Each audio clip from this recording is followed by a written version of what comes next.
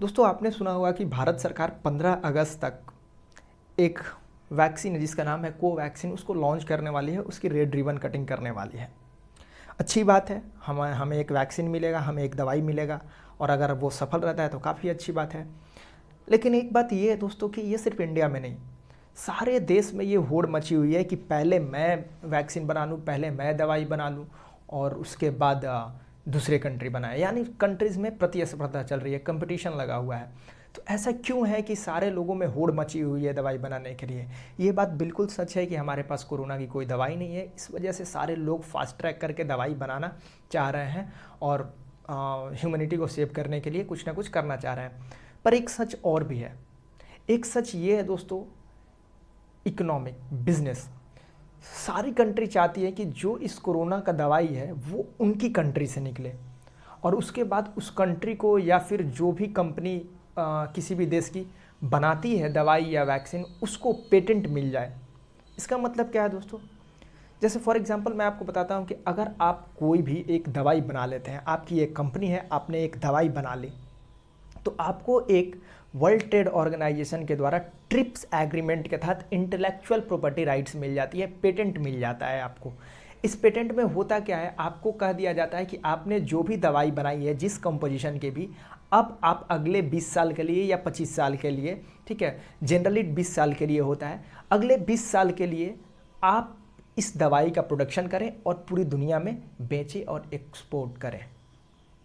समझ पा रहे होंगे मैं क्या कह रहा हूँ? यानी अगर आज भारत दवाई बना लेता है तो भारत को एक पेटेंट मिलेगा, जो वो बायोटेक नाम की कंपनी है कोवैक्सीन जो बना रही है उसको एक पेटेंट मिल जाएगा, और सिर्फ वही कंपनी उस कॉम्पोजिशन की बना सकती है वैक्सीन और पूरी दुनिया में वो सप्लाई करेगी, जिसके बदौलत भारत का बिजनेस बढ़ेगा और भारत की एक्सपोर्ट भी बढ़ेगी। और वो दवाई एक काफ़ी बड़ा फील्ड है जहाँ से अच्छा खासा मुनाफा कमाया जा सकता है। तो आप समझ पाए होंगे कि पेटेंट मिलने के बाद क्या होता है कि कोई भी और कंपनी उस तरह की दवाई नहीं बना सकती है उस कंपोजिशन के, सिर्फ आपके पास वो अधिकार होगा, यानी आपकी पूरी वर्ल्ड में मोनोपोली होगी। अब जैसे ही वो ख़त्म हो जाता है पेटेंट अगले 20 साल 22 साल के बाद, तब होता क्या है कि वो पेटेंट फ्री हो जाता है दवाई, और उस कंपोजिशन की दवाई कोई भी कंपनी देश में कहीं भी बना सकती है। ठीक है, तो उसके बाद प्रतिस्पर्धा शुरू हो जाते हैं, जिसके मतलब कंपनीज के बीच में कंपटीशन शुरू हो जाता है। इस वजह से उस दवाई की दाम भी गिर जाती है, ठीक है, और जिसे कहने लगते हैं हम लोग जेनेरिक दवाई।